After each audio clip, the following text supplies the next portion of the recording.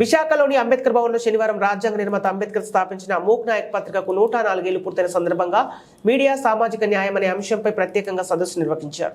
ఈ కార్యక్రమంలో AU journalism పూర్వ విభాగాధిపతి బాబివర్ధన్ మాట్లాడుతూ అన్ని వర్గాల ప్రజలకు మాట్లాడే స్వేచ్ఛ, స్వాతంత్రాన్ని కల్పించిన ఘనత అంబేద్కర్కి దక్కుతుందన్నారు. అంబేద్కర్ రచించిన మూక్ నాయక్ పత్రికతో ఎంతో మంది పేదలకు మేలు జరిగిందన్నారు. ఈ కార్యక్రమంలో అంబేద్కర్ మెమోరియల్ ట్రస్ట్ ప్రతినిధులు కళ్యాణ్ రావు, పలువురు సీనియర్ జర్నలిస్టులు పాల్గొన్నారు.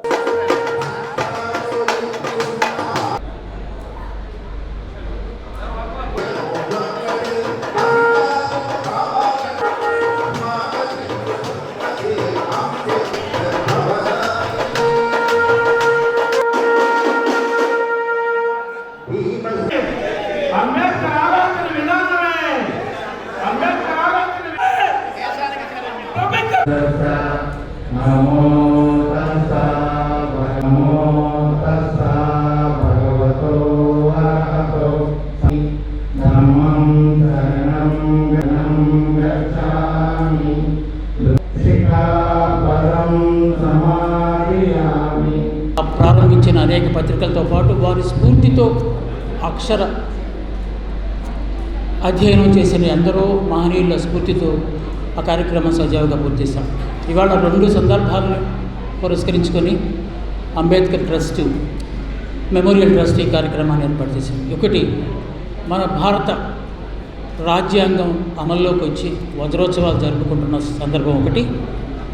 మనం ఇంత స్వేచ్ఛగా, ఎంతో నిర్బంధం ఉన్నా కూడా ఎంత స్వేచ్ఛగా మాట్లాడడానికి మనకి ఈ మైకు పట్టుకునే అవకాశాన్ని అందించిన మహనీయుడు డాక్టర్ బిఆర్ అంబేద్కర్ గారి ఆశీస్సులతో మనం ఇదంతా మాట్లాడగలుగుతున్నాం.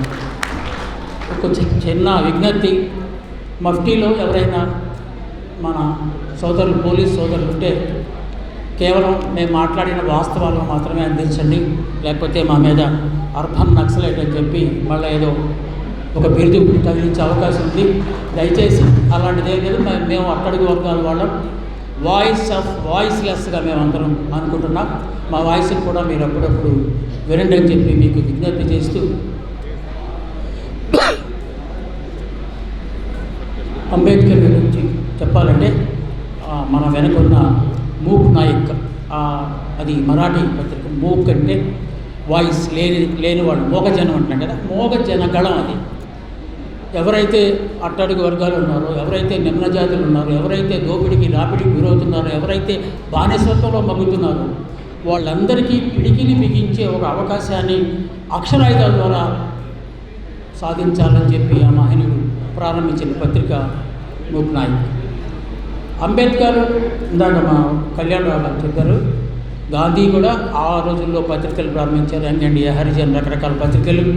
బాలగంగాధర్ తిలక్ అక్కడిని ప్రారంభించారు. మన రాష్ట్రంలో కందుకూరి వీరేశలింగం పంతులు, వీరందరూ సోకాళ్ళ సంస్కరణ కోసం వాళ్ళందరూ పనిచేస్తే, ఇక్కడ ఈయన హక్కుల సాధన కోసం, కార్మికుల కోసం ఒక పత్రిక, వ్యవసాయదారుల కోసం ఒక పత్రిక, మహిళల కోసం ఒక పత్రిక, ఇలా ప్రతి పత్రికకు ఒక స్పష్టమైన ఎజెండాతో అంబేద్కర్ పత్రికలు ప్రారంభించారు.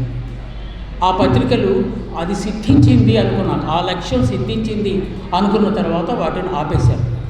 ఎందుకంటే అవి ఇంకా ఉంటే దాన్ని వ్యాపారాత్మకంగా మార్చే అవకాశం ఉంది కనుక వాటిని ఏ లక్ష్యంతో ప్రారంభించారు ఆ లక్ష్య లక్షణాలు పుణికిపుచ్చుకుని ఆ పత్రికలు కొనసాగించి తద్వారా ప్రజల్లో జాగృతం చేసి ఆ పర్పస్, ఆ ఉద్దేశం పూర్తయింది అనిపించిన తర్వాత మాత్రమే ఆ పత్రికలను, మీకు తెలుసు ఒక పత్రిక నిర్వహణ ఎంత సాహసోపేతమో. ఒకటి, అప్పటికి ఇంకా బ్రిటిష్ వారి నిర్బంధకాండ, బ్లాక్ బిల్లులు చాలా తీసుకొస్తున్నారు. అదేదో మనం అంటాం కదా, శ్రీరామ అంటే ఇంకేదో పదం వచ్చేంత భూతిగా వాళ్ళ పత్రికల్ని భూతంగా చూసి చిన్న చిన్న అంశాల పట్ల కూడా వాళ్ళు ఏకంగా రాజద్రోహ నేరాలే మోపే అంత దమనకాండ అప్పట్లో అక్షరం మీద ఉంది.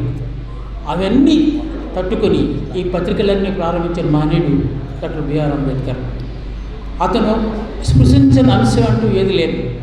ప్రజాస్వామ్యం అని మనం ఇప్పుడు అనుకుంటున్నాం, అది ఎలాంటి ప్రజాస్వామ్యమో మనందరికీ తెలిసిందే.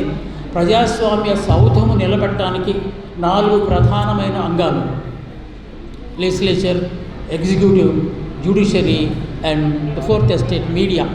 ఈ 4 రంగాలతో పరిచయం ఉన్న వ్యక్తి. చాలా rare of the rare quality అది.